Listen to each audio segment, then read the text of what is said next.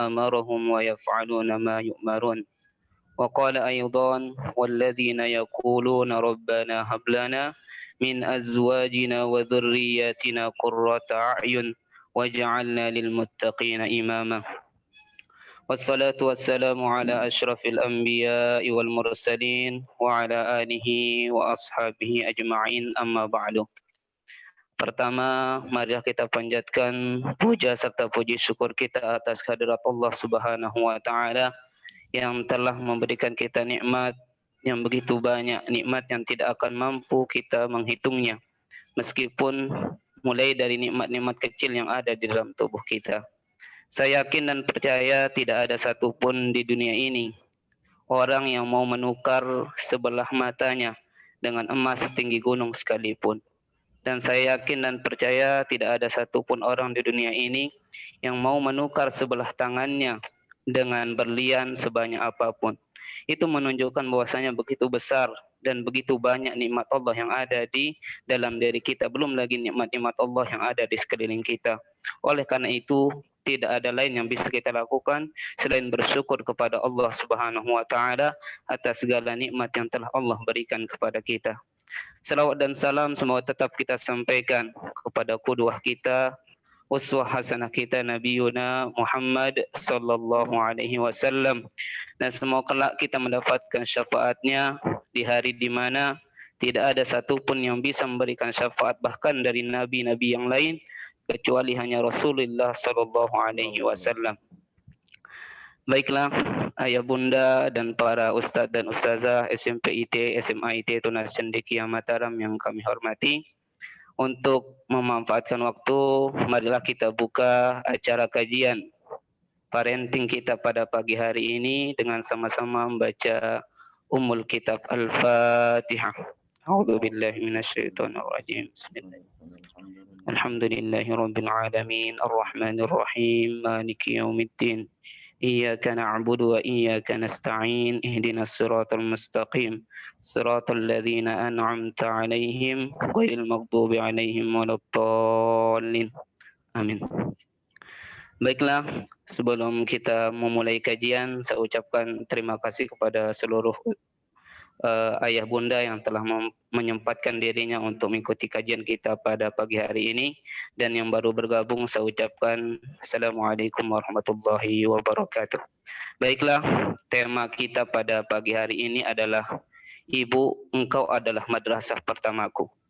InsyaAllah kajian kita pada pagi hari ini akan disampaikan oleh salah satu Dewan Asatidz satu guru kita di SMP dan SMA IT Tunas Cendekia Mataram, yakni Al-Ustadz Lalu Ahmad Naufal LC.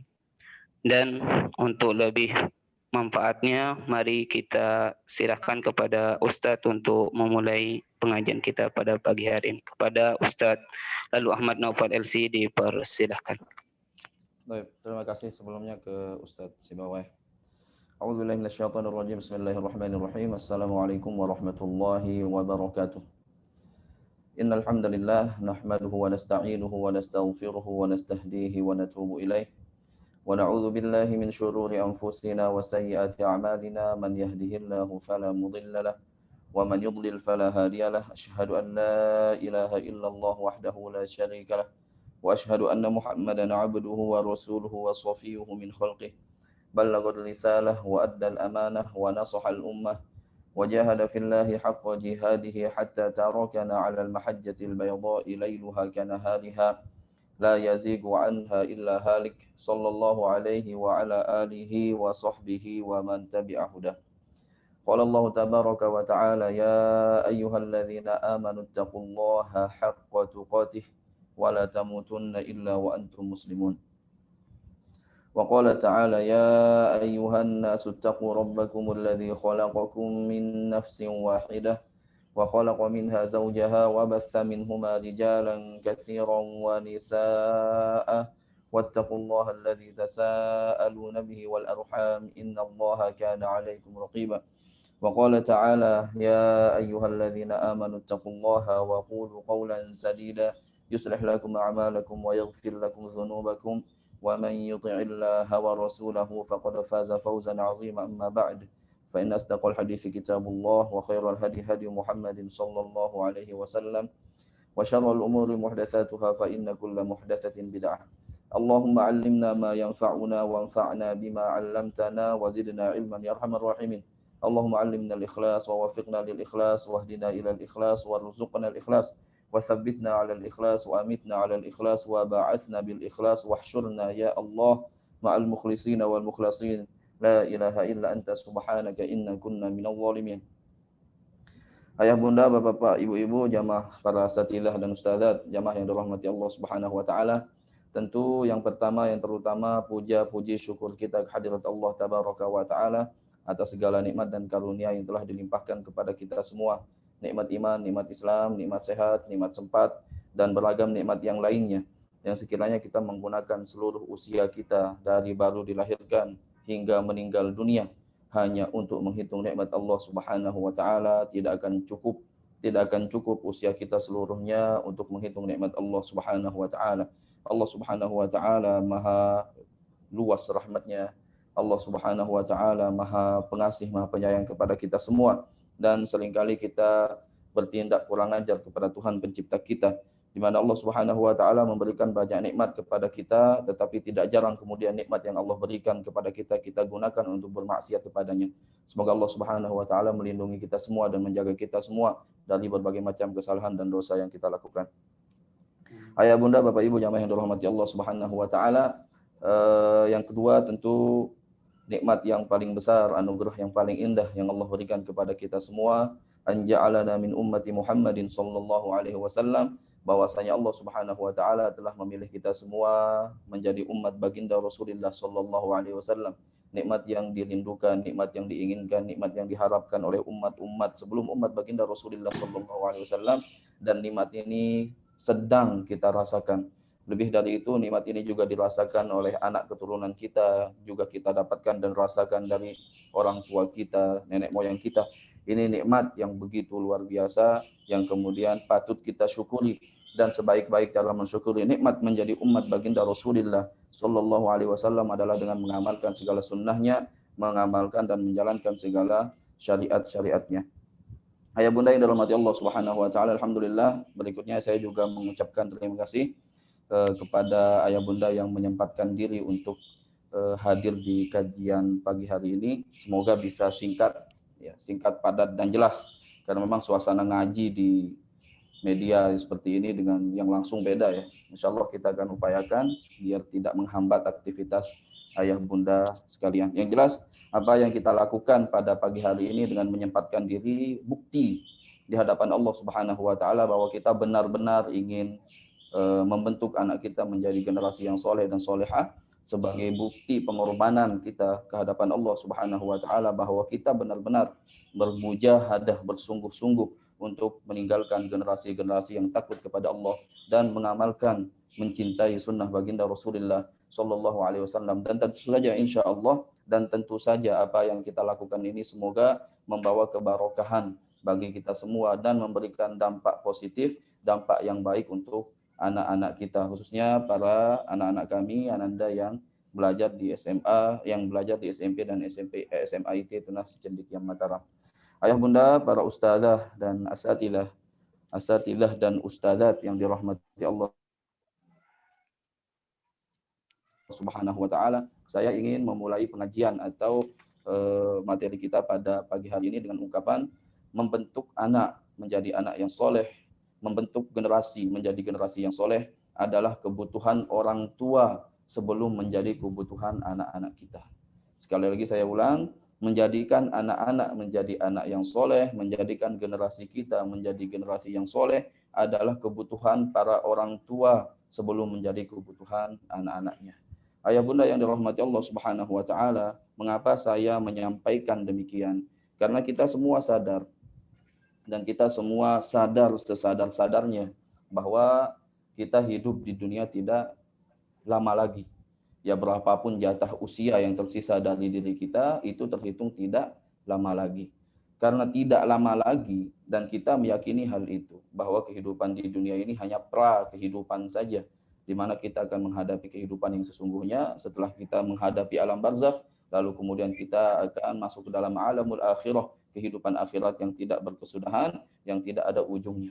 Maka di sanalah kemudian Rasul Shallallahu Alaihi Wasallam mengingatkan kita untuk menjadi hamba-hamba yang cerdas, menjadi hamba-hamba Allah Subhanahu Wa Taala yang cerdas, yaitu yang selalu mengingat mati dan mempersiapkan segala sesuatu yang dapat memberikan manfaat, yang dapat memberikan dampak yang baik dan positif bagi kita selepas kita meninggalkan dunia ini, ketika kita telah berpindah alam ke alam barzakh maupun alamul akhirah.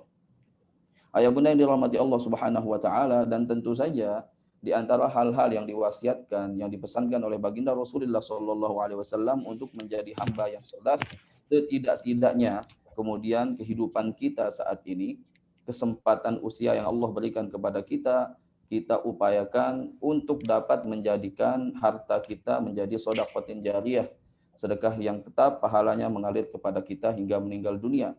Kemudian kita juga berupaya untuk menjadikan ilmu kita ilmin yuntafa'u bihi, atau ilmu yang bermanfaat, yaitu yang pertama kita menuntut ilmu dulu, lalu kita amalkan ilmu kita, dan kita dakwahkan, kita sampaikan kepada sebanyak-banyaknya orang. Inilah yang kemudian akan menjadikan ilmu kita menjadi ilmu yang bermanfaat. Selama ilmu ini kita amalkan, pahalanya akan mengalir kepada kita walaupun kita telah meninggal dunia.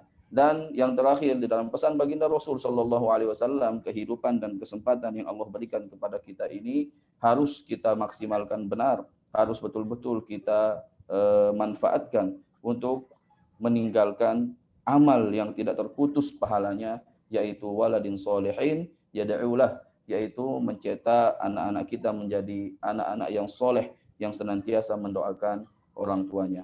Ayah bunda, para ustazah dan para asatidah dan ustadzat yang dirahmati Allah Subhanahu wa taala, salah satu motivasi utama kita untuk membentuk anak-anak kita menjadi anak yang soleh adalah hadis Imam Ahmad rahimahullahu taala rahmatan wasi'ah, di mana di dalam hadisnya beliau menyampaikan tentang orang tua yang di akhirat nanti diangkat derajatnya oleh Allah tabaraka wa taala. Jadi surga itu di dalam sebuah hadis disampaikan 100 tingkat, 100 derajat. Ada derajat yang pertama hingga derajat yang ke-100. Dan jarak antara satu surga dengan yang berikutnya ini seperti jarak antara langit dengan bumi. Lalu jarak antara surga yang nomor 100 dengan yang nomor 1 otomatis jaraknya seperti 100 kali langit dan bumi.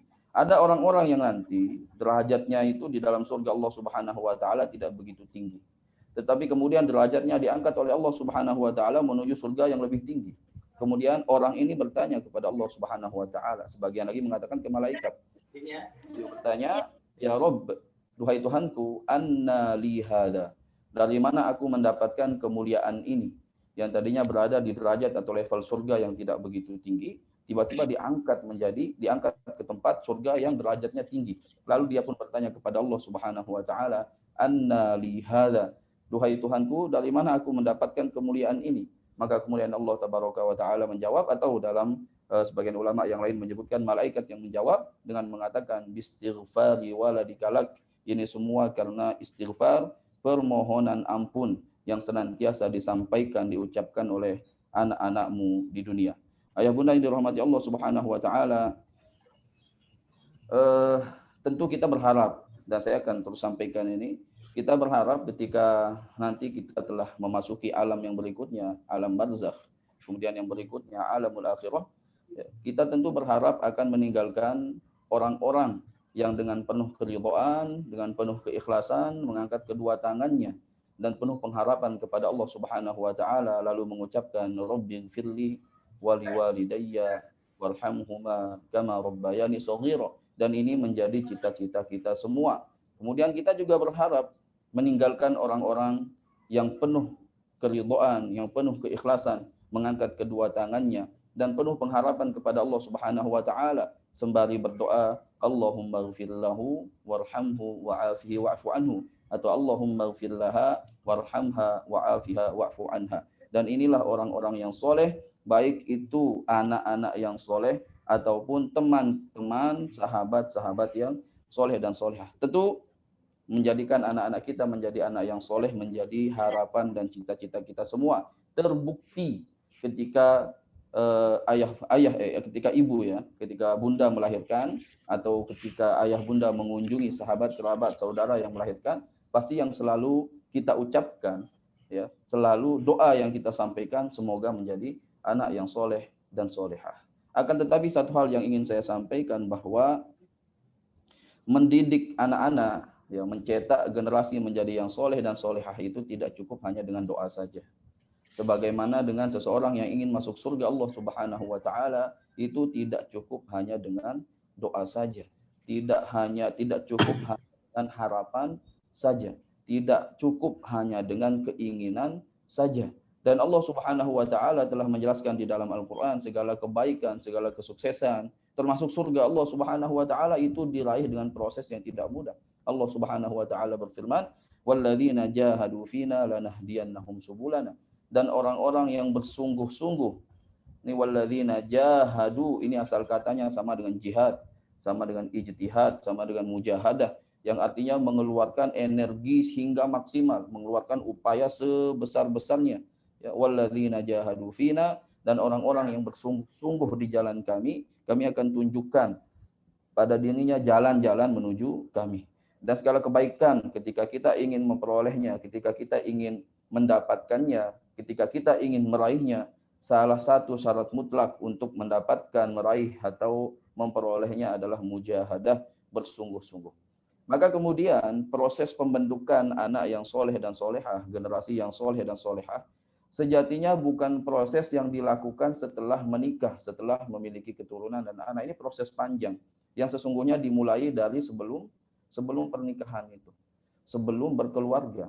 Karena salah satu cara yang selalu dipesankan oleh para ulama dan menjadi wasiat Sayyidi wa Habibi Rasulullah sallallahu alaihi wasallam untuk mendapatkan generasi yang soleh dan solehah, anak yang soleh dan solehah, tahap atau langkah pertama yang harus dilakukan adalah menemukan orang tua yang terbaik untuk calon anak-anak kita.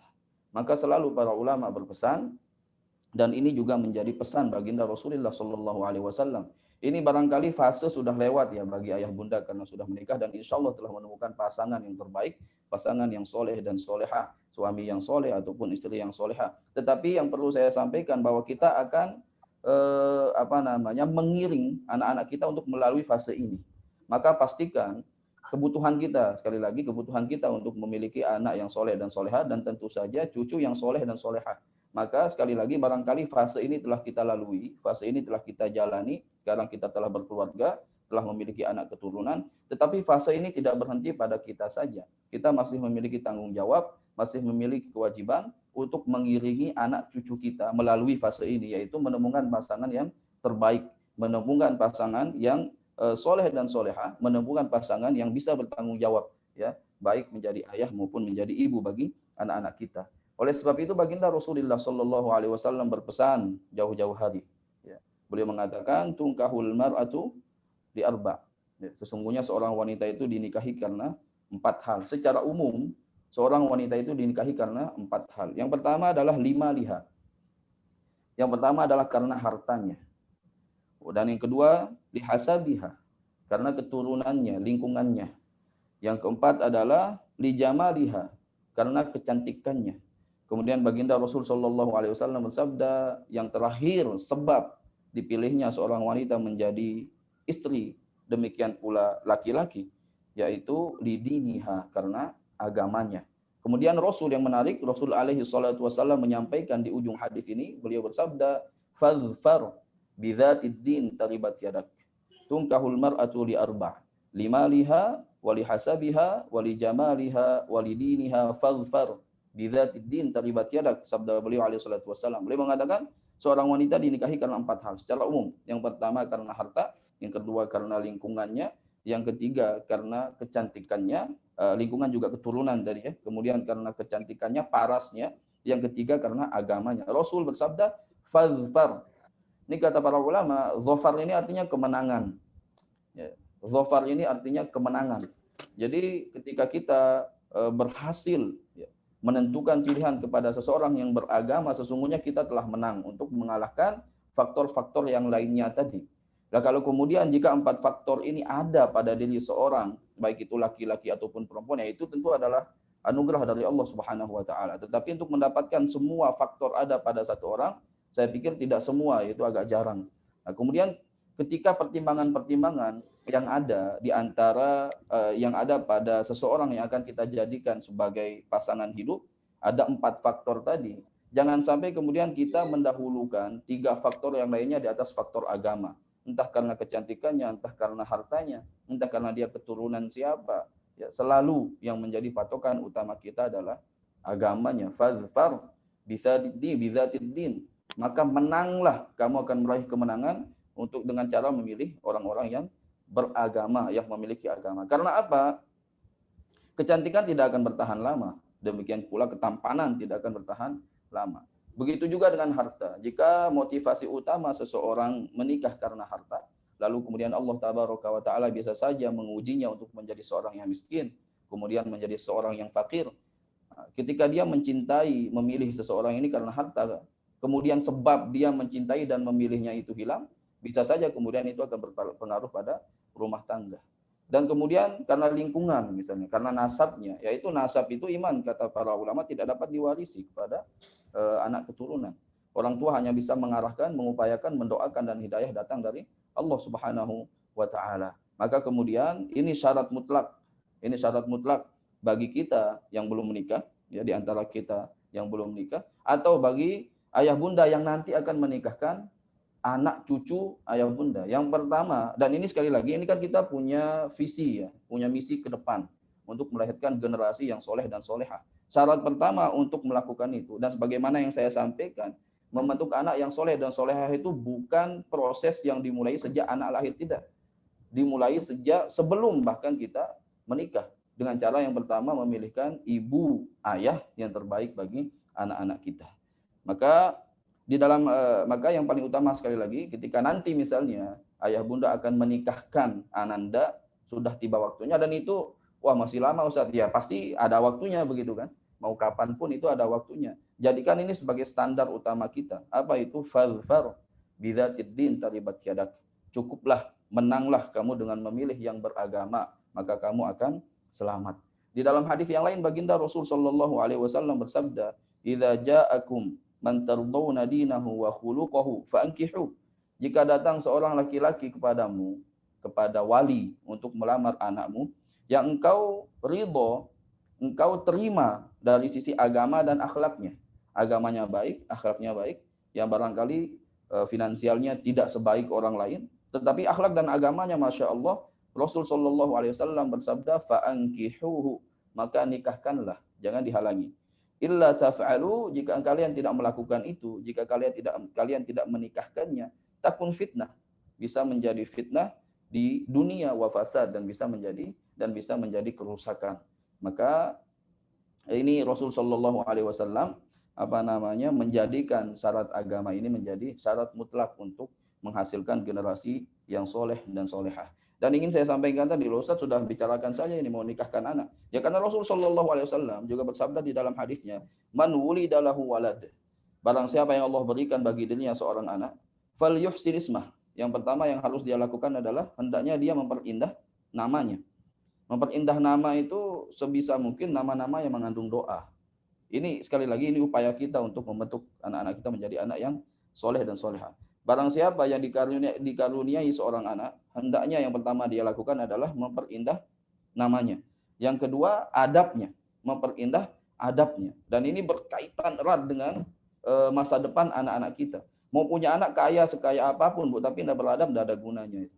Ya, yang pertama tentu adab kepada Allah Subhanahu wa Ta'ala. Jika seseorang telah beradab kepada Allah Subhanahu wa Ta'ala, turunannya, dampaknya akan beradab kepada orang tua. Nanti saya sampaikan di belakang insyaallah. Ya, Rasul sallallahu alaihi wasallam sekali lagi saya ulang bersabda, barang siapa yang dikaruniai seorang anak, hal pertama yang harus dia lakukan adalah memperbaiki, memperindah namanya. Yang kedua adalah memperindah adabnya. Adab yang paling utama. Fa idza balag, kalau dia sudah masuk usia baligh. Nah, ini kita makin waspada, Pak, Bu, ya. Fal yuzawwijhu, hendaknya dia menikahkannya. Fa in balag, jika dia telah mencapai usia baligh, walam yuzawwijhu, dan dia tidak menikahkannya, fa asaba ithman, lalu dia melakukan perbuatan dosa, fa innama ithmuhu ala abih, maka dosanya itu juga akan mengalir kepada ayahnya. Artinya di sini Rasul Shallallahu Alaihi Wasallam menekankan sebelum anak menikah kita pastikan benar bahwa mereka menjadi orang-orang yang takut kepada Allah, menjadi orang-orang yang menjalankan syariat sunnah baginda Rasulullah Shallallahu Alaihi Wasallam.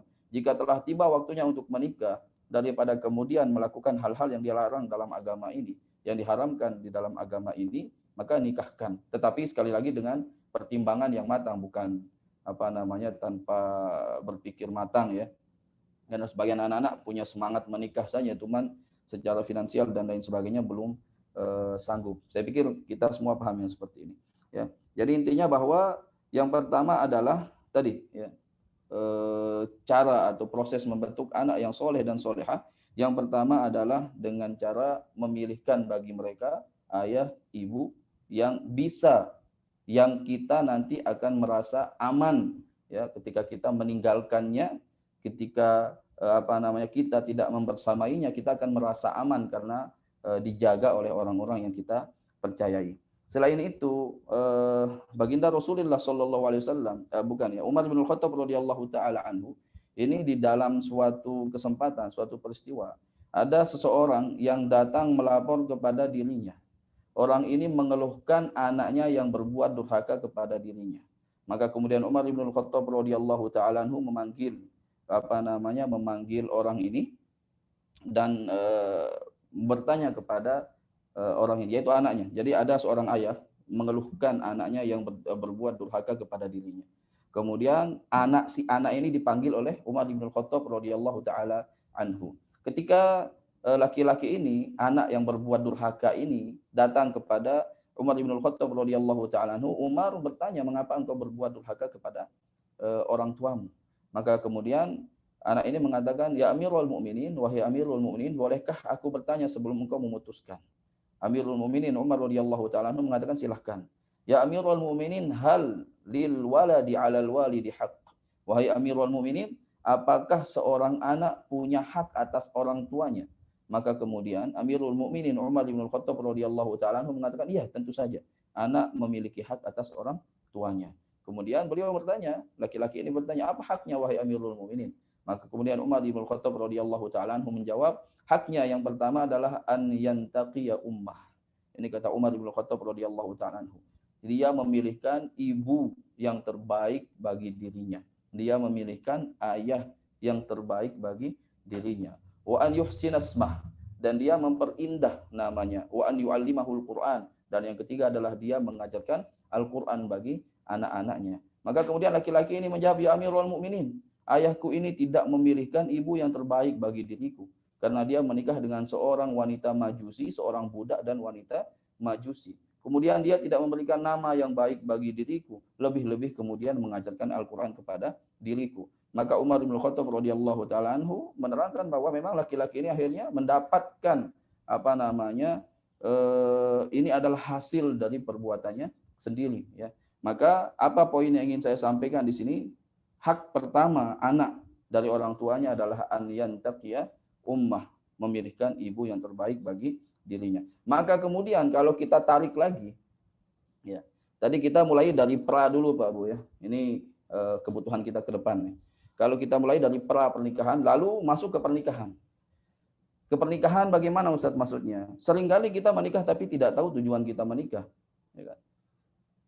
Kadang kalau kita tanya apa tujuan menikah kita, kalau sebatas tujuan menikah itu hanya untuk menyatukan dua cinta saja, tidak ada bedanya dengan orang-orang yang berbeda agama dengan kita misalnya.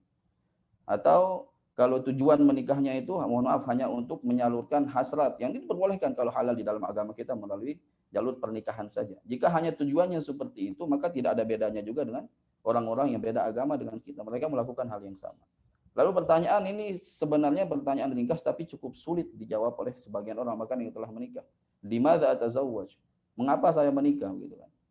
Maka jika kita kembalikan ke tujuan Allah menciptakan kita, maka segala apa yang kita lakukan di dunia ini akan bermuara pada tujuan itu. Maksudnya apa? Allah Subhanahu wa taala menciptakan kita tidak sia-sia dan bukan tanpa tujuan. Allah menciptakan kita dengan suatu tujuan, Allah menciptakan kita untuk suatu tugas. Apa itu? Wa ma khalaqtul jinna wal insa illa liya'budun. Tidaklah aku menciptakan jin dan manusia kecuali hanya untuk menyembahku. Maka jika kita sadar bahwa Allah menciptakan kita untuk menyembah dirinya, Jika kita sadar bahwa Allah menciptakan kita untuk mentauhidkan, mengesahkan dirinya, untuk taat kepadanya, maka segala sesuatu yang kita lakukan, segala sesuatu fasilitas yang Allah berikan kepada kita ini harus kepada satu tujuan, yaitu dalam rangka beribadah kepada Allah Subhanahu wa taala. Demikian juga ketika kita menikah, ya, atau ketika anak-anak menikah, ini perlu saya sampaikan juga dan disampaikan kepada anak-anak. Ya. Apa tujuan menikahnya? Jangan sampai tidak tahu tujuan begitu. Tujuan utama kita menikah itu adalah untuk menunjang ibadah kita, untuk menunjang diri kita, menunjang ketaatan kita kepada Allah Subhanahu wa taala. Maka kemudian jika kita telah mengetahui tujuan dari segala yang kita lakukan, termasuk dalam hal ini menikah, maka pasangan suami istri akan menjadikan keluarganya menjadi ladang pahala yang paling besar sebelum orang lain. Dia akan menjadikan keluarganya menjadi medan dakwahnya, lahan dakwahnya sebelum kemudian dia berdakwah kepada orang lain. Dan inilah yang ditunjukkan oleh baginda Rasulullah Shallallahu Alaihi Wasallam ketika turun wahyu kepada beliau, diangkat beliau menjadi nabi. Yang beliau peringati pertama kali adalah keluarganya, orang-orang terdekatnya. Wa adzil ashiratakal aqrabin. Nanti ini ada kaitannya dengan tata cara kita mendidik adab anak-anak kita. Nah, kalau kemudian kita telah mengetahui bahwa tujuan, sekali lagi saya ulang, tujuan kita menikah adalah untuk taat kepada Allah Subhanahu wa taala, untuk beribadah kepada Allah Subhanahu wa taala, maka baik istri ataupun suami akan menjadikan keluarganya ini menjadi sumber pahalanya. Maka suami akan benar-benar menjaga sabda Rasul Shallallahu Alaihi Wasallam, akan merealisasikan, akan mengamalkan sabda baginda Rasulullah Shallallahu Alaihi Wasallam, khairukum li ahli. Sebaik-baik kalian adalah yang paling baik bagi keluarganya. Wa ana khairukum li ahli. Dan aku adalah orang yang paling baik untuk keluargaku. Rasul contoh bagi kita semua. Dan jika kemudian seorang istri pun paham bahwa dia menikah ini dalam rangka ibadah kepada Allah Subhanahu wa taala, maka dia akan benar-benar mengamalkan sabda baginda Rasulullah sallallahu alaihi wasallam, "Lau kuntu amiran ahadan an yasjuda li ahadin." Sekiranya aku boleh memerintahkan seseorang untuk sujud kepada seseorang yang lainnya, la amartu zaujata an tasjuda li zaujiha, maka aku akan memerintahkan seorang istri untuk bersujud kepada suaminya. Jadi baik suami ini akan benar-benar berusaha menjadi orang yang terbaik bagi keluarganya. Ini jangan salah paham ya. Kadang-kala ketika kita menyampaikan hadis tentang sekiranya aku boleh memerintahkan seseorang untuk bersujud kepada orang lain, maka aku akan perintahkan wanita, seorang istri untuk bersujud kepada suaminya. Wah ini apa istilahnya ya? Tidak ada emansipasi dan lain sebagainya. Tidak. Ya, kalau orang-orang yang benar-benar ingin menekuni, ingin memperdalam agama ini, jika dia laki-laki ada tuntutan-tuntutan juga yang harus dia penuhi. Tadi sabda Rasul sallallahu alaihi wasallam, khairukum li ahli. Sebaik-baik orang di antara kalian adalah yang paling baik bagi keluarganya. Wa ana khairukum li ahli, dan aku adalah orang yang terbaik bagi keluargaku. Ini laki-laki. Wa kullukum mas'ulun an ra'iyatihi, semua akan bertanggung jawab tentang apa yang ada di bawahnya, yang menjadi tanggung jawabnya. Dia akan ditanya oleh Allah Subhanahu wa taala. Ini laki-laki, ya. Kemudian perempuan pun demikian, bahwa surganya ada pada suaminya. Sekiranya aku diperbolehkan untuk memerintahkan seseorang bersujud kepada orang lain, maka aku akan memerintahkan seorang istri untuk bersujud kepada suaminya. Jika dua-duanya telah benar-benar paham bahwa keluarga ini menjadi ladang pahala bagi mereka, maka mereka pun akan benar-benar mengamalkan firman Allah Subhanahu wa taala yang berbunyi, ya ayyuhalladzina amanu qu anfusakum wa ahlikum nar. Nah, ujungnya ke sana. Ya.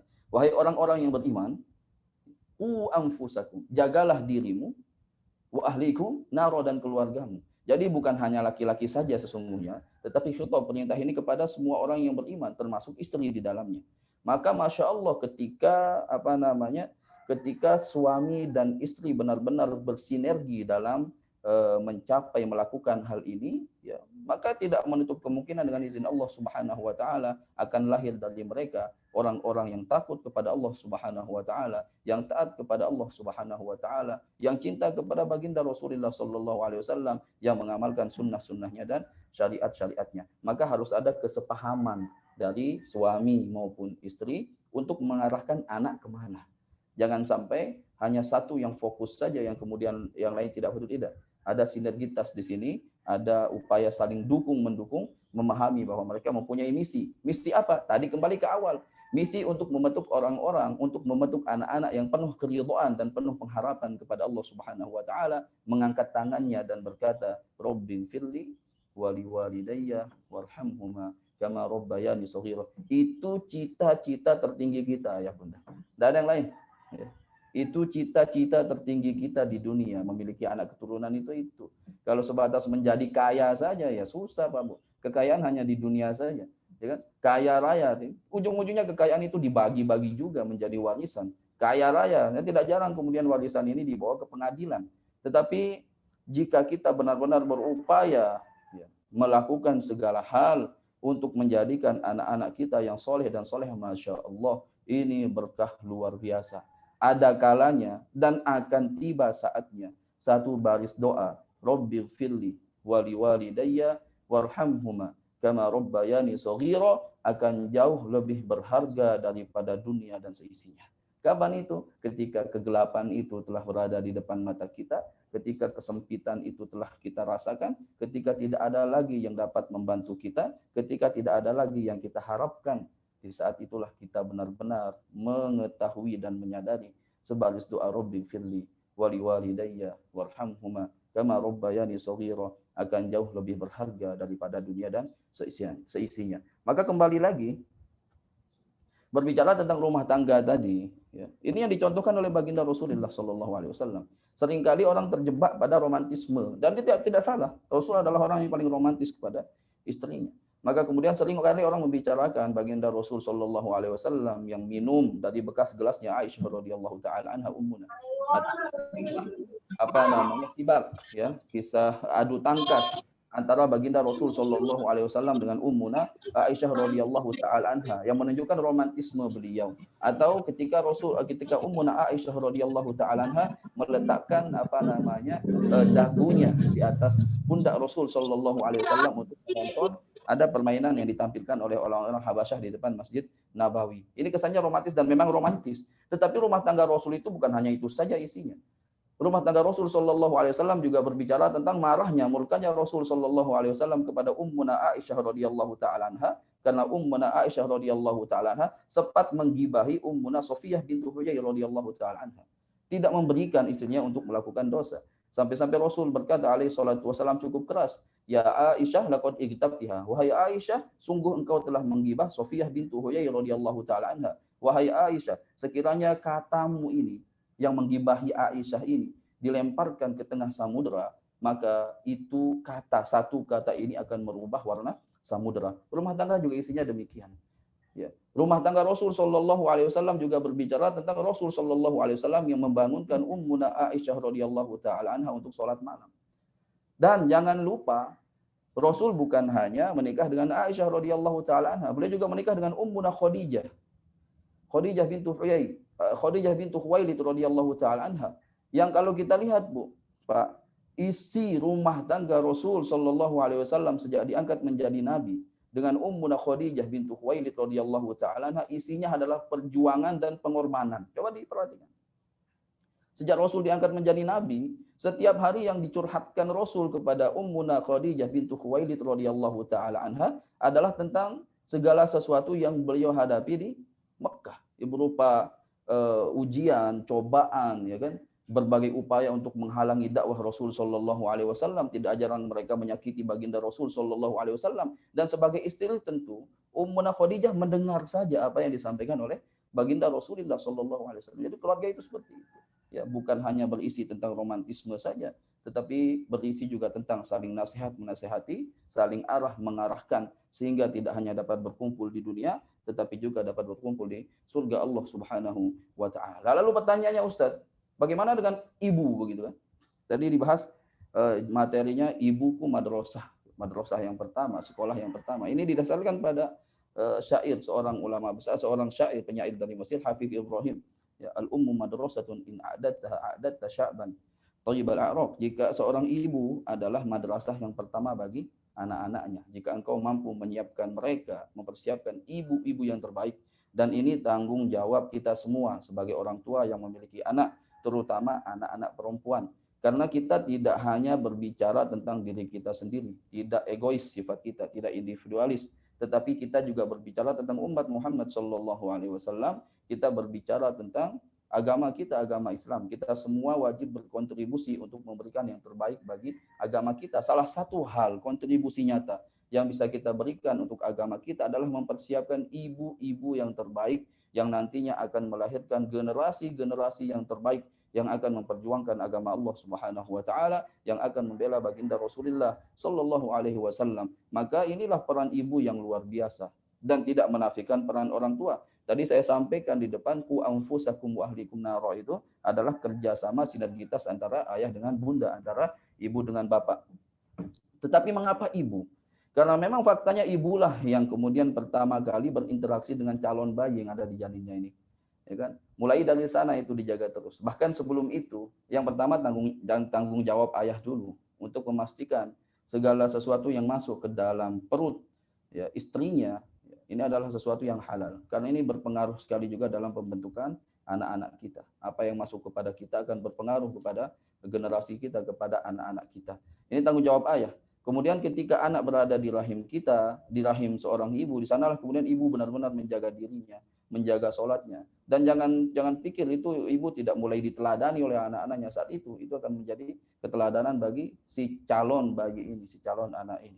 Maka kemudian ibu memiliki peran yang luar biasa. Dan kita semua memahami dan paham bersama, ketahui bersama bahwa ada ungkapan yang mengatakan di balik seorang laki-laki yang agung, ada seorang wanita yang kuat, yang menjaga, yang membela, yang mengarahkan dirinya. Dan ini juga di dalam sejarah kita akan temukan ya, sosok baginda Rasulullah Shallallahu Alaihi Wasallam ini menjadi bukti nyata dan saya sampaikan di depan tadi. Ya, bagaimana kemudian Ummuna Khadijah bintu Khuwailid radhiyallahu taala anha yang berkorban habis-habisan untuk mendukung dakwah baginda Rasulullah Shallallahu Alaihi Wasallam. Jika kita teliti analisa sejarah Ummuna Khadijah bintu Khuwailid radhiyallahu taala anha, kita akan menemukan ya fakta di dalam riwayat ya, ini teori ya, bisa jadi benar bisa salah. Saya nggak bisa katakan fakta teori. Ya. Yang menyatakan bahwa Ummuna Khadijah adalah orang yang pertama kali tahu bahwa Rasulullah Shallallahu Alaihi Wasallam akan menjadi seorang nabi dengan segala konsekuensinya. Ya. Maka kemudian bisa dibayangkan seseorang yang telah mengetahui, walaupun ini ini analisa beliau Ummuna Khadijah, ya, ketika akan menikah dengan Muhammad saat itu yang belum menjadi nabi. Dan dalam perkiraan beliau, tanda-tanda menjadi nabi itu sudah ada. Yang artinya ketika nanti telah benar-benar ini nyata menjadi seorang nabi, beliau akan menghadapi banyak hal, banyak tantangan yang luar biasa. Beliau tahu konsekuensinya dan beliau tetap menikah dengan Muhammad SAW dan itu terjadi. Itu terjadi.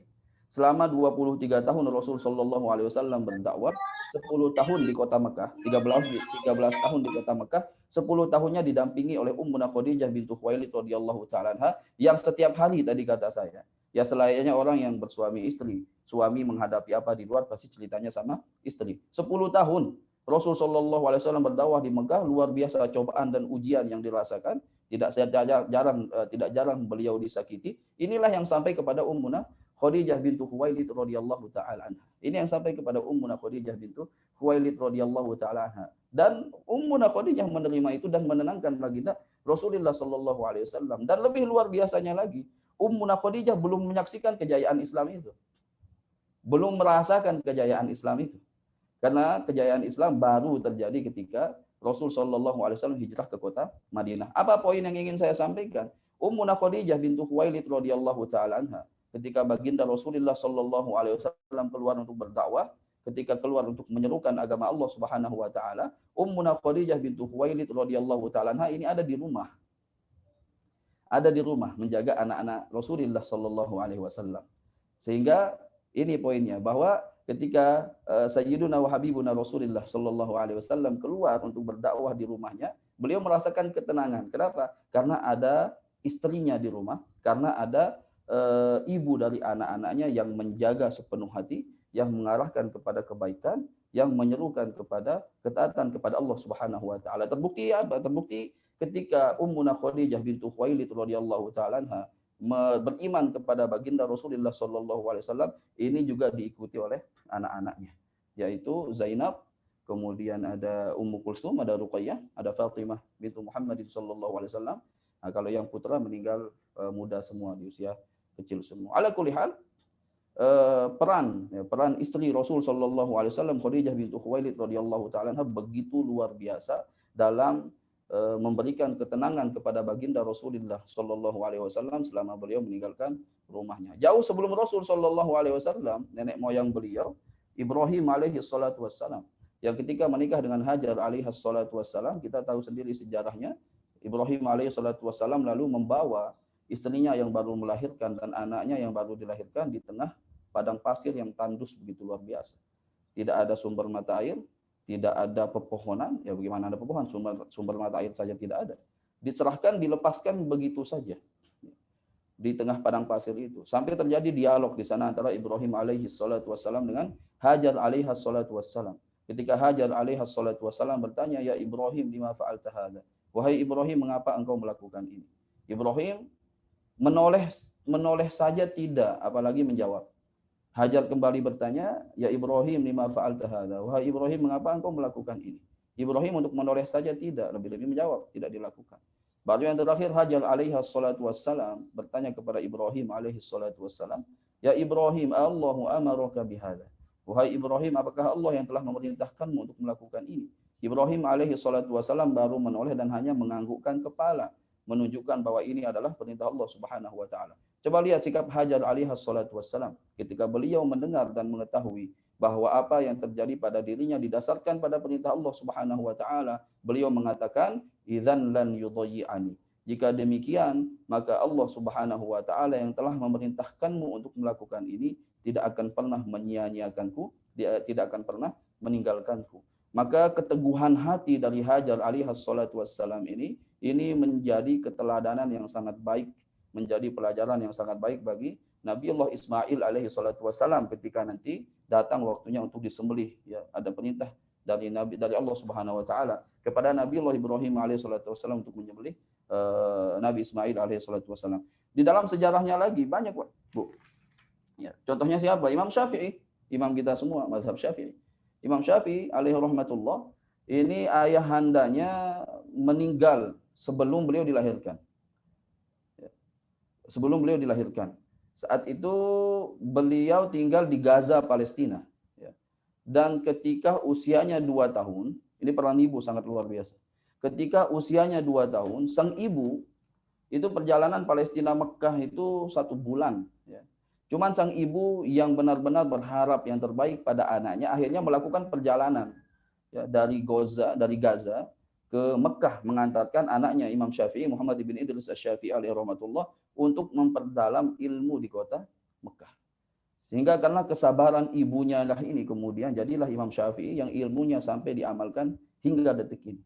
Yang menarik, setiap satu huruf manfaat yang kita pelajari dari ilmunya Syafi'i alaihi rahmatullah akan sampai pahalanya kepada ibunda beliau yang telah membentuk Imam Syafi'i alaihi rahmatullah, seperti apa yang kita ketahui ini. Ibunya pula yang menitipkan beliau kepada lembaga-lembaga tahfiz kalau yang sekarang, ya. Sehingga Imam Syafi'i alaihi rahmatullah menghafalkan Al-Quran, selesai menghafalkan Al-Quran dalam usia 7 tahun. Beliau pula yang membawanya untuk menghafalkan hadis, sehingga beliau dalam usia 10 tahun telah selesai menghafalkan kitab Al-Muwatta karangan Imam Malik.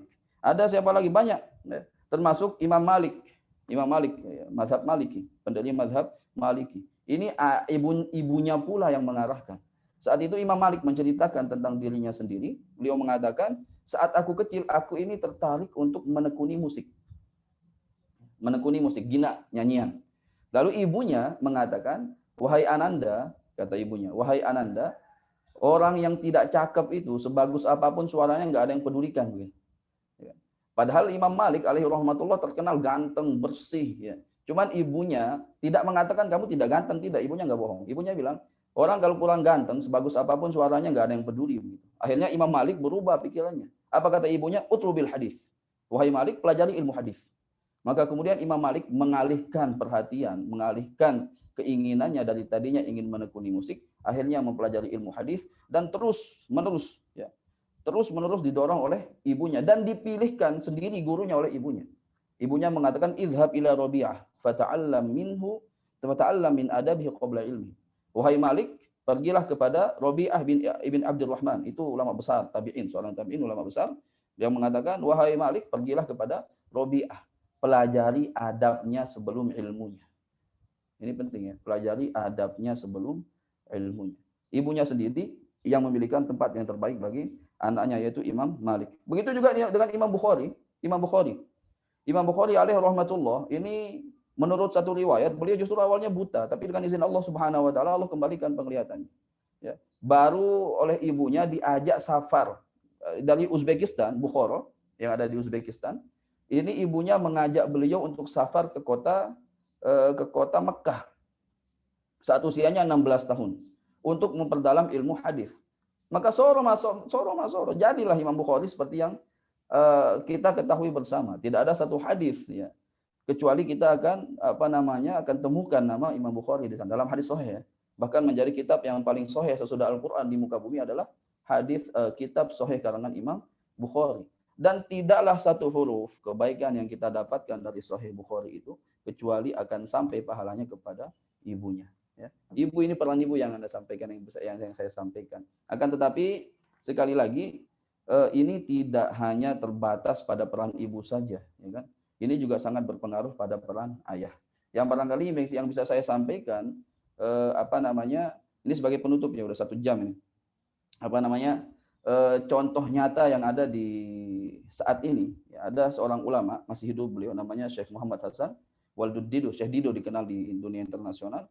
Ini menceritakan bagaimana proses belajar ketika beliau masih kecil, yang ternyata dari usia baru dilahirkan, atau dari masa belajar lah, sudah mulai belajar membaca, menghafal dan lain sebagainya, benar-benar beliau dididik oleh para wanita, oleh ibu-ibunya, oleh neneknya, oleh bibinya, dididik. Karena ternyata di Mauritania, nama daerahnya Mauritania, ini para ibu-ibu, nenek itu para ulama semua, penghafal hadis, ya, penghafal Al-Quran. Bahkan Syekh Muhammad Hasan menghafal Al-Quran itu melalui neneknya yang seorang ahli hadis, ya, seorang ahli nasab. Yang kemudian beliau tumbuh berkembang keilmuannya, dasar-dasar keilmuan diselesaikan dulu oleh para wanita, yang kemudian baru dilanjutkan oleh ayahnya saat beliau berusia 10 tahun. Ya, barangkali itulah sebab karena hubungan antar anak dengan ibu ini begitu luar biasa. Pengorbanan ibu untuk anaknya juga begitu luar biasa. Sampai-sampai kemudian baginda Rasul Shallallahu Alaihi Wasallam pun ketika ditanya kepada siapa ya Rasulullah aku akan memuliakan, siapakah orang yang paling berhak aku muliakan? Rasul Shallallahu Alaihi Wasallam mengatakan ibumu sampai 3 kali, lalu kemudian ayahmu.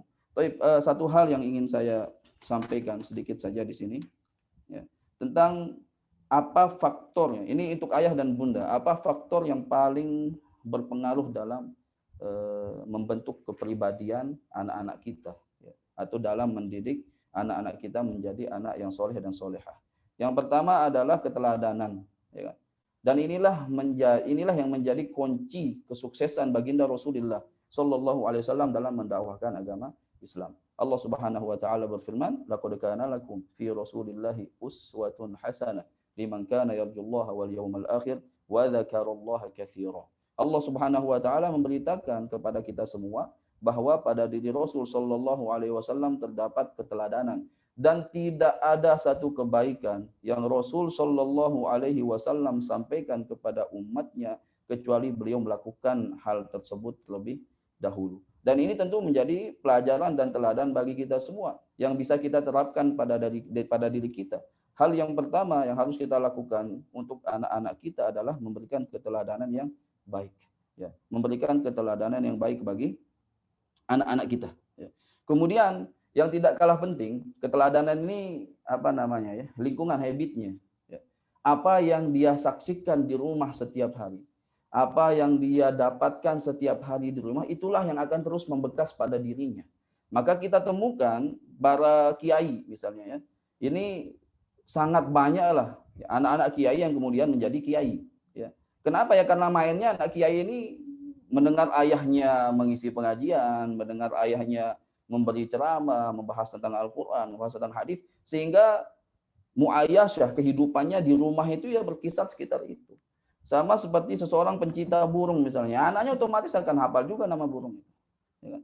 Sama seperti seseorang yang mencintai bola, ya anaknya otomatis akan menyebut-nyebut nama bola, karena itu yang dia saksikan sehari-hari dari orang tuanya. Makanya Rasul Shallallahu Alaihi Wasallam ini resep ya untuk membuat rumah tangga menjadi indah. Baginda Rasul Shallallahu Alaihi Wasallam bersabda, la taj'alu buyutakum maqabir. Jangan kalian jadikan rumah kalian itu seperti kuburan. Ya. Kenapa seperti kuburan? Rasul Shallallahu Alaihi Wasallam bersabda, mathalul baitil ladzi yuzkarullahu fihi wal baitil ladzi la yuzkarullahu fihi mathalul hayyil mayyit. Ya. Perumpamaan rumah-rumah yang di dalamnya terdapat zikir dan rumah-rumah yang tidak ada zikir, tidak ada apa namanya ibadah di dalamnya. Tidak, ini seperti perumpamaan kata Rasulullah SAW seperti antara orang hidup dan mati. Ya. Jadi rumah yang tidak ada zikrullah di dalamnya, yang tidak ada tilawatul Quran, yang tidak ada pembahasan tentang agama, ketaatan kepada Allah Subhanahu wa taala, Rasul sallallahu alaihi wasallam ibaratkan seperti kuburan. Maka kemudian bisa saja rumah itu bukannya mendatangkan ketentraman, layaknya kuburan justru mendatangkan kecemasan. Enggak ada yang betah di rumahnya. Kenapa? Masalahnya ruhnya tidak ada. Ruh agamanya itu tidak ada. Jauh dari Allah Subhanahu wa taala. Bahkan orang-orang yang tidak berzikir kepada Allah pun diibaratkan oleh Rasul sallallahu alaihi wasallam seperti mayit, seperti orang yang mati. Ya. Matsalul ladzi yadhkuru rabbahu wal ladzi la yadhkuru rabbahu matsalul hayy wal mayyit. Hadis Imam Bukhari. Ya, perumpamaan orang-orang yang berzikir kepada Tuhannya dan yang tidak berzikir kepada Tuhannya perumpamannya seperti orang yang hidup dan mati. Maka kemudian tadi itu ya, orang mati nggak ada yang betah ya sama dia begitu. Jadi orang-orang yang kurang zikir, orang-orang yang kurang mengingat Allah Subhanahu wa taala, bukannya orang makin mendekat kepada dirinya, bisa jadi orang akan makin menjauh kepada dirinya. Yang terakhir, peran orang tua tadi itu. Kullu mauludin yuladu 'alal fitrah, sabda Rasul sallallahu alaihi wasallam, bahwa setiap orang itu lahir sesuai dengan fitrahnya. Setiap orang lahir ketika dilahirkan sesuai dengan fitrahnya, yaitu mengesahkan Allah Subhanahu wa taala. Fa abawahu yuhawwidanihi aw yumajjisanihi aw yunassiranihi. Yuhawwidanihi aw yunassiranihi aw yumajjisanihi. Semua orang lahir, semua kita dilahirkan dalam kondisi bertauhid, beriman kepada Allah Subhanahu wa taala. Tetapi kemudian yang menyebabkan dia Yahudi, Nasrani ataupun Majusi adalah orang tuanya. Dan yang menyebabkan dia menjadi seorang muslim adalah pengaruh orang tuanya. Dan nah ini tambahannya, yang menyebabkan dia ketaatannya selevel setinggi apa itu juga orang tuanya. Dia beragama Islam. Cuman kan levelnya beda-beda ketaatan dan keagamaan. Ini pengaruh orang tua begitu luar biasa. Maka saya selalu katakan jangan pernah berharap memiliki anak yang soleh jika kita sebagai orang tua tidak mampu menunjukkan kesolehan kepada anak-anak kita.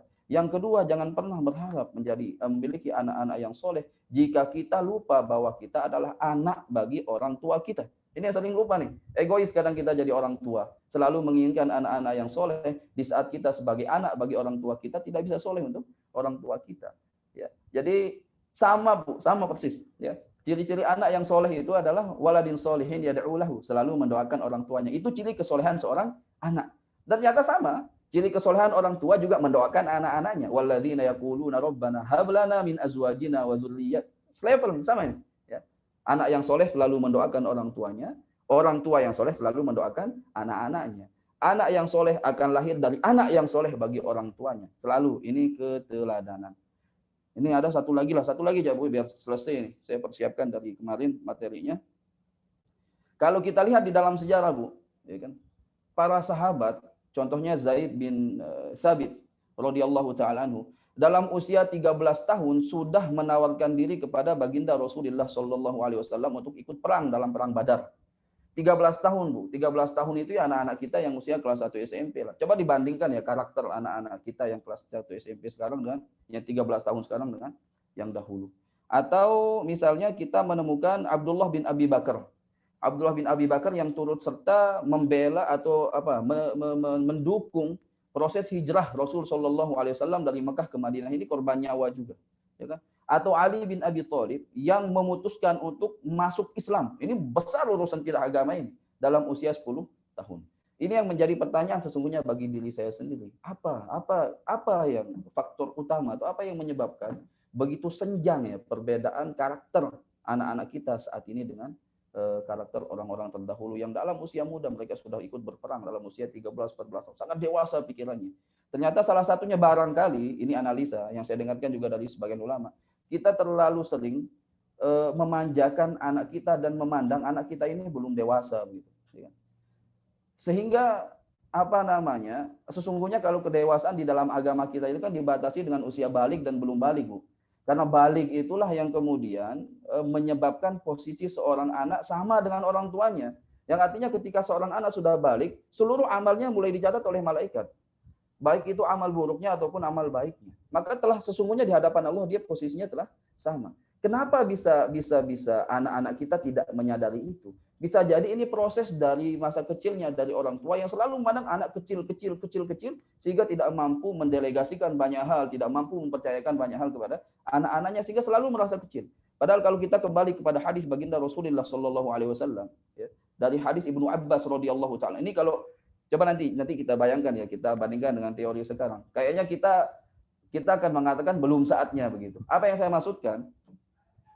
Rasul Shallallahu Alaihi Wasallam pernah berjalan bersama Ibnu Abbas radhiyallahu taala anhu, ya, yang kemudian Rasul memberikan nasihat kepada beliau. Rasul Shallallahu Alaihi Wasallam bersabda, ya gulam.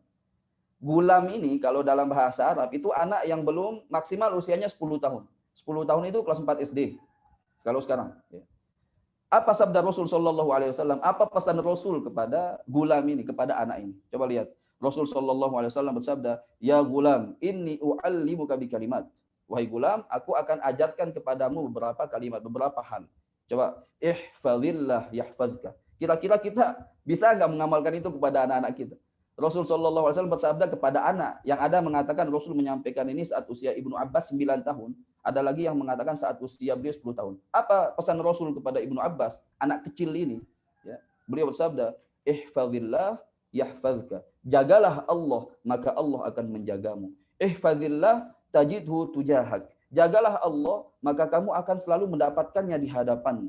Idza sa'alta, jika engkau meminta, fas'alillah. Mintalah kepada Allah Subhanahu wa taala. Wa idza sta'anta, jika engkau ingin memohon pertolongan, fasta'in billah, maka mintalah pertolongan kepada Allah. Wa'lam, ketahuilah wahai anakku, anak kecil, wa'lam annal ummata law ijtama'at ala an yanfa'uka bi syai'in lam yanfa'uka illa bi syai'in qad katabahu Allahu lak. Ketahuilah wahai gulam, wahai anak, ya, jika seluruh umat itu berkumpul untuk memberikan manfaat kepada dirimu, mereka tidak akan pernah bisa memberikan manfaat kepada dirimu kecuali manfaat yang telah ditetapkan oleh Allah Subhanahu wa taala. Ini coba bayangkan kalau kita menyampaikan ke anak 10 tahun barangkali, ini belum waktunya Ustaz, ketinggian. Ya. Kita lanjutkan dulu hadisnya, ya. Dan jika apa katanya di sini, wa in istama'u, dan jika umat ini berkumpul untuk memberikan mudarat kepada dirimu, maka engkau tidak akan mendapatkan mudarat apapun kecuali yang telah ditetapkan oleh Allah Subhanahu wa taala. Ya. Rufi'atil aqlam wa jaffatis suhuf. Kolam ini pena telah kering, artinya takdir telah ditentukan, dan suhuf juga telah kolam pena telah diangkat dan tinta di atas kertas catatan takdir telah kering. Ini Rasul Shallallahu Alaihi Wasallam menyampaikan tentang takdir, menyampaikan tentang tawakal kepada Allah, menyampaikan tentang berharap hanya kepada Allah pada anak usia 10 tahun dengan bahasa redaksi yang sangat dewasa. Satu lagi, ini perlu kita terapkan baik pada diri kita. Pertanyaan yang sama yang Rasul, pernyataan yang sama yang Rasul ungkapkan kepada anaknya Fatimah, yang saat itu perkiraan saya usianya 8 tahun. Fatimah. Ya, usianya 8 tahun. Karena Rasul menyampaikan ini setelah dakwah sirriyah, dakwah sembunyi-sembunyi selama 3 tahun. Lalu turun perintah Allah Subhanahu wa taala, wa anzil ashiratakal aqrabin. Berikan peringatan kepada keluarga terdekatmu. Maka Rasul Shallallahu Alaihi Wasallam mengumpulkan keluarga-keluarga beliau dari Quraisy, lalu memperingatkan satu persatu keluarganya, kabilah-kabilahnya, sampai yang paling ujung Rasul Shallallahu Alaihi Wasallam bersabda, ya Fatimah binta Muhammadin, wahai Fatimah bintu Muhammad. Tidak mengatakan wahai Fatimah putriku, tidak. Ya Fatimah binta Muhammadin. Wahai Fatimah binti Muhammad, anqidhi nafsaki minan nar. Selamatkan dirimu dari api neraka. Anak usia 8 tahun. Fatimah. Ya Fatimah, selamatkan dirimu dari api neraka. Karena sesungguhnya aku tidak dapat berbuat apa-apa di hadapan Allah Subhanahu wa taala jika Allah telah menetapkannya. Nah, ini artinya apa, Bu? Ini pelajaran bagi diri saya pribadi dan kita semua. Kayaknya kita juga perlu bercermin ya. Salah seorang mentor saya pernah berkata, ya, sesungguhnya kita saat ini sedang berkompetisi dengan orang tua kita. Ya. Orang tua kita telah berhasil membentuk diri kita sebagaimana diri kita hari ini, maka kita berkompetisi dengan mereka untuk membentuk anak-anak kita. Yang jika kemudian anak-anak kita tidak seperti kita, artinya kita kalah dengan orang tua kita. Ya. Apa yang ingin saya sampaikan? Coba kita lihat, kita bisa komparasi ya, kita bisa bandingkan bagaimana orang-orang tua kita dulu mendidik kita. Yang kalau dipikir-pikir ternyata cukup keras, Bu, model didikannya dulu itu, ya kan? Apalagi ngajinya misalnya. Dulu ngaji itu Di setiap guru ngaji dulu punya, mohon maaf, kalau bahasa sasarnya penjalin itu ya apa ya? Rotan ya. Selalu siap. Ya. Saya ingat benar didikan dari orang tua, dari kakak saya juga, usia 7 tahun kelas 1 SD. Barangkali ya kalau saya barangkali kasihan, ini pelajarannya barangkali kasihan sama anak usia kelas 1 SD 7 tahun. Itu sudah tidur, belum sholat Isya, dipaksa, Bu. Ayo bangun, pokoknya sholat Isya, sholat Isya. Memang usia 7 tahun itu sudah diperintahkan untuk sholat ya anak-anak kita. Maka kemudian ternyata saya coba pikir-pikir, ya memang seperti ini harusnya. Ya.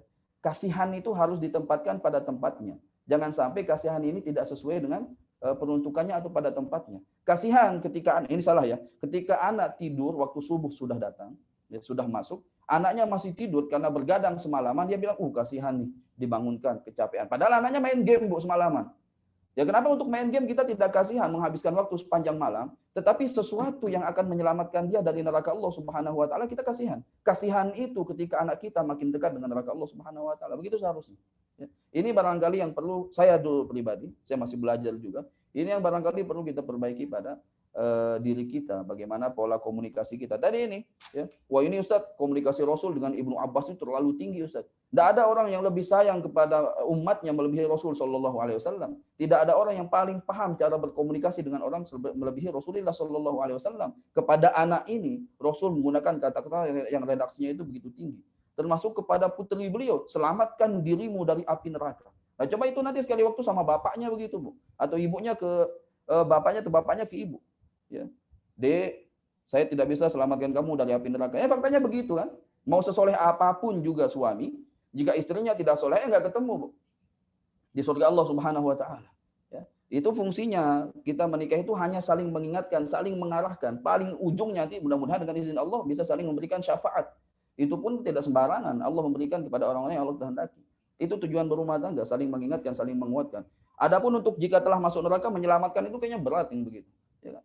Maka sekali lagi perlu ini sekali waktu kepada anak-anak kita ya, yang rajin ibadah, yang rajin sholat, rajin ngaji. Semoga kita nanti berjumpa di surga Allah Subhanahu wa taala. Terima kasih barangkali ini yang bisa saya sampaikan. Mohon maaf atas segala kekurangan atau kepanjangan barangkali. Saya mohon maaf sebesar-besarnya. Semoga bermanfaat dan semoga Allah Subhanahu wa taala bisa mempertemukan kita dalam kesempatan yang lebih baik, bertatap muka langsung harapan saya pada suatu saat nanti. Dan yang paling utama, semoga Allah mempertemukan kita di surganya yang paling tinggi, ma'an nabiyyin was-siddiqin wasyuhada'i was-sholihin, berkumpul dengan para nabi, para siddiqin, para syuhada, orang-orang yang syahid, dan orang-orang yang soleh di surga Allah yang paling tinggi, fil firdausil a'la, di surga firdaus yang tertinggi. Terima kasih banyak. Subhanakallahumma wa bihamdika, asyhadu an la ilaha illa anta, astaghfiruka wa atubu ilaik. Assalamualaikum warahmatullahi wabarakatuh.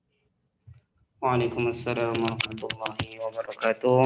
Kami sampaikan jazakumullah khairan jazak kepada Ustadz Lalu Ahmad Naufal LC yang telah menyampaikan materi.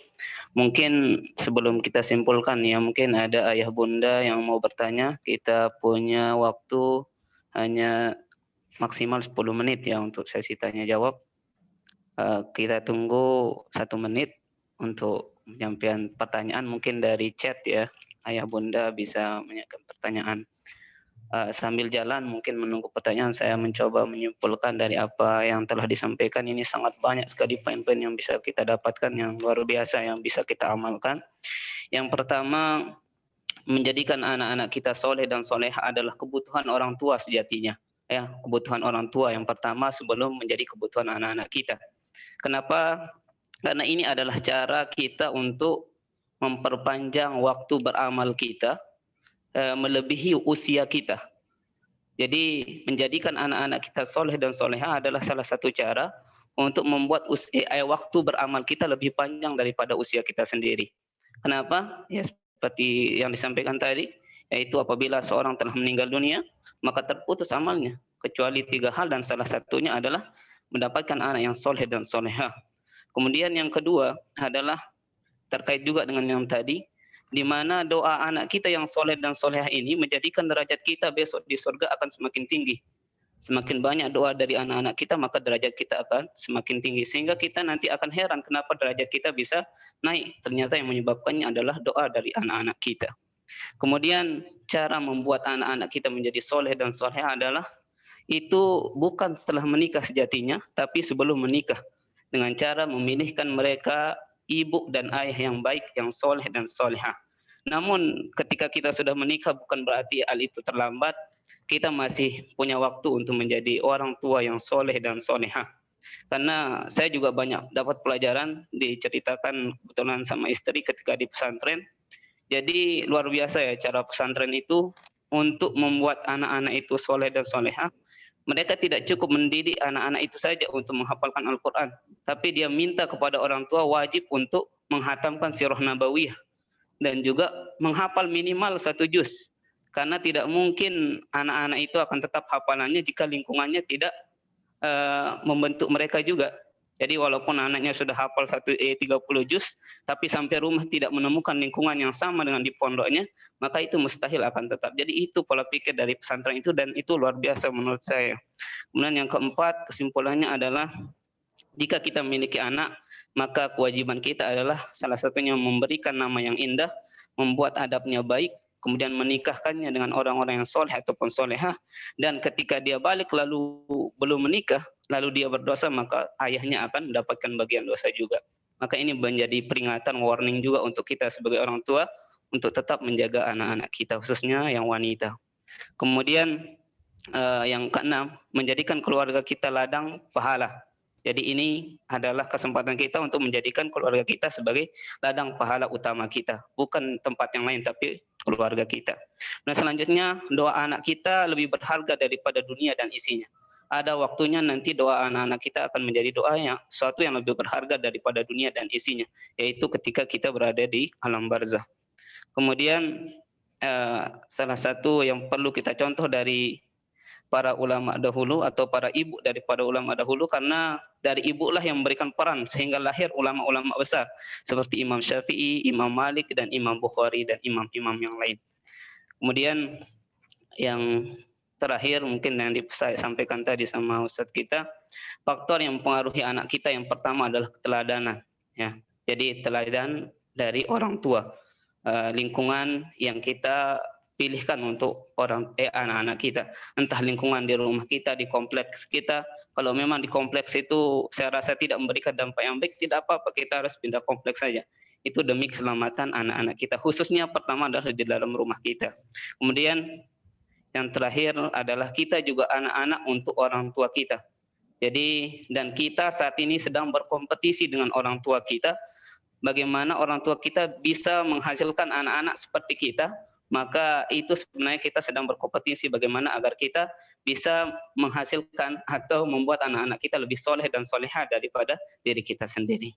Itu mungkin sedikit kesimpulan dari apa yang saya tangkap dari apa yang disampaikan dan apa yang saya sudah catat. Mungkin sudah ada pertanyaan, saya coba bacakan. Pertanyaannya, Assalamualaikum Ustadz, apakah semua kebaikan yang dilakukan oleh anak-anak kita akan menjadi syafaat bagi kedua orang tuanya kelak di akhirat tanpa anak tersebut berniat melakukan untuk kedua orang tuanya? Jazakallah Ustadz sebelumnya. Jadi pertanyaannya, apakah amal kebaikan atau amal soleh yang dilakukan oleh anak-anak kita akan menjadi syafaat atau memberikan kita dampak baik kepada kita di akhirat kelak, walaupun anak-anak kita tidak ada niat untuk agar kebaikan itu juga sampai kepada orang tuanya. Silakan kepada Ustaz Nofal, mungkin bisa langsung dijawab. Alhamdulillah, salatu wassalamu ala rasulillah ba'du. Jika orang tua yang menjadi sebab anak tersebut untuk melakukan kebaikan tersebut, maka kebaikannya akan sampai kepada orang tua. Contoh, ketika orang tua misalnya ya, ini tidak dapat mengajarkan secara sendiri, mengajarkan Al-Quran kepada anaknya, lalu dia upayakan anaknya tetap mendapatkan pelajaran Al-Quran dengan menitipkannya kepada orang-orang yang punya kompetensi dalam hal ini, kan asbab orang tuanya. Yang kemudian anak ini menekuni Al-Quran, bahkan menjadi ahli Al-Quran, bahkan mendakwahkan Al-Quran ini, setiap satu langkah kebaikan yang dia dapatkan, satu langkah yang mendatangkan kebaikan bagi dirinya akan sampai kepada orang tuanya juga. Kenapa? Karena orang tua yang menjadi asbab bagi anak-anaknya. Ya. Apalagi kemudian orang tua mampu menjaga, anggap saja makanan, minuman yang masuk kepada anaknya halal dengan niat orang tuanya untuk menjadikan anak-anak ini menjadi orang yang dijaga oleh Allah Subhanahu wa taala, tanpa berniat sekalipun kebaikan tersebut akan sampai kepada orang tuanya. Kenapa? Karena disebutkan di dalam hadis bahwa di antara kasb. Kasb itu artinya penghasilan, ya. Penghasilan seorang ayah, orang tua adalah anak-anaknya, ya kan? Bahkan jika ayah, ini spesialnya orang tua, jika ayah membunuh seorang anak, itu tidak dikisos. Kenapa ya? Karena anak itu adalah hasil dari orang tuanya, ya. Tapi tetap ada hukum, ya. Tidak dikisos. Tapi ini poin yang ingin saya sampaikan, bahwa jika orang tua ini menjadi sebab, ya, sebab awal yang termasuk menyekolahkan anaknya di tempat-tempat yang baik, yang kemudian diajarkan sesuatu yang baik, kan orang tua yang menyebabkan itu. Kebaikan ini akan terus sampai kepada orang tuanya tanpa dia perlu meniatkan, bahkan anak ini tidak meniatkan kepada orang tuanya. Lebih-lebih dia mengkhususkan, ya, bersedekah misalnya, dia niatkan untuk orang tuanya, dia doakan misalnya, maka ini akan, apalagi sepertinya akan sampai kepada orang tuanya. Tanpa dia niatkan saja, akan tetapi kebaikan itu merupakan sebab dari yang dihasilkan dilakukan oleh orang tua, maka akan sampai kepada anak-anaknya. Sama seperti ini juga MLM kebaikan, ya, sebutannya. Makanya saya katakan, sampaikan saja kebaikan kepada sebanyak-banyaknya orang, termasuk media-media sosial kita, gunakan saja untuk kebaikan, entah siapa yang membacanya, ya kan. Kemudian mendapatkan hidayah, mendapatkan petunjuk, pahalanya akan tetap mengalir kepada kita sampai walaupun kita telah meninggal dunia. Intinya akan sampai kepada orang tua jika dia menjadi sebab bagi kebaikan anak-anaknya tersebut. Baik. Terima kasih Ustaz, jazakallah khair. Jadi seperti itu ayah bunda. Jadi yang penting kita berperan untuk dalam hal-hal kebaikan dari anak-anak kita, insya Allah itu akan sampai kepada kita walaupun anak kita tidak berniat untuk menyampaikan hal itu kepada kita secara tidak langsung atau secara otomatis akan sampai kepada kita. Mungkin ada lagi ayah bunda sebelum kita akhiri, kita masih punya waktu sekitar 4 menit sampai 10.30 ya. Mungkin ada pertanyaan dari ayah bunda semua, bisa lewat chat. Kalaupun tidak ada, kita tutup dengan doa Ustaz nanti. Ya, mungkin tidak ada lagi ya. Kita langsung saja tutup karena memang sudah cukup lama, kajian kita sudah hampir 1,5 jam ya. Baiklah, untuk lebih barokahnya acara kita pada pagi hari ini, semoga harapan kita semua apa yang disampaikan oleh Ustaz kita bisa kita amalkan dalam keluarga kita khususnya. Amin. Dan khususnya untuk kita sendiri ya, karena sejatinya kita adalah teladan untuk anak-anak kita semua ya, dan kita sedang mempersiapkan sebenarnya untuk diri kita masing-masing agar nanti anak-anak kita menjadi lebih baik dari diri kita sendiri, dan kita adalah anak dari orang-orang tua kita, maka agar anak-anak kita nantinya mendoakan kita, mari kita doakan juga orang-orang tua kita, baik yang masih hidup maupun yang telah meninggal dunia. Baiklah, untuk sebelum tadi kami persilakan kepada Ustaz Lalu Ahmad Nova LC untuk memimpin doa. Pada beliau dipersilakan. Sebagai pembuka untuk doa, kita tidak tahu ayah bunda rahmat Allah Subhanahu wa taala barangkali sedang membersamai kita, keberkahan Allah barangkali sedang turun kepada kita, maka aminkan saja doa. Bukan hanya doa saya saja, bahkan doa yang dianggap oleh orang lain sebagai formalitas, kita seriusi. Doa itu tidak ada yang tidak serius. Dan kita tidak tahu orang yang berdoa itu barangkali dia lebih dekat kepada Allah Subhanahu wa taala daripada kita, maka aminkan saja. Karena doa seringkali tidak mustajab, karena orang yang mengaminkan dan berdoa pun kadang tidak yakin dengan doa yang dipanjatkannya kepada Allah Subhanahu wa taala. Maka tundukkan hati kita, sadari bahwa kita benar-benar butuh kepada Allah Subhanahu wa taala. Kita bukan apa-apa dan bukan siapa-siapa. Jika Allah berkehendak maka mulialah kita, dan jika Allah berkehendak maka hinalah kita. Ini menunjukkan betapa lemahnya kita manusia. A'udzubillahi minasyaitonirrajim. Bismillahirrahmanirrahim. Alhamdulillahi rabbil alamin, hamdan na'imin, hamdan syakirin, hamdal hamidin, hamdal mustaghfirin, hamdan yuwafi ni'amahu wa yukafi'u mazidah. Ya Rabbana, Ya Rabbana, Ya Rabbana, lakal hamdu kama yanbaghi li jalali wajhikal karimi wa azim sultanik. Subhanal aliyil alal wahhab. Allahumma salli ala sayyidina wa maulana Muhammad. Allahumma ighfir lana dhunubana wa liwalidina warhamhum kama rabbawna sighara. Allahumma ighfir lana dhunubana wa liwalidina warhamhum kama rabbawna sighara. Allahumma ighfir lana dhunubana wa liwalidina warhamhum kama rabbawna sighara. Wa li masyayikhina wa masyayikhi masyayikhina wa li jami'il muslimina wal muslimati wal mu'minina wal mu'minatil ahya'i minhum wal amwat.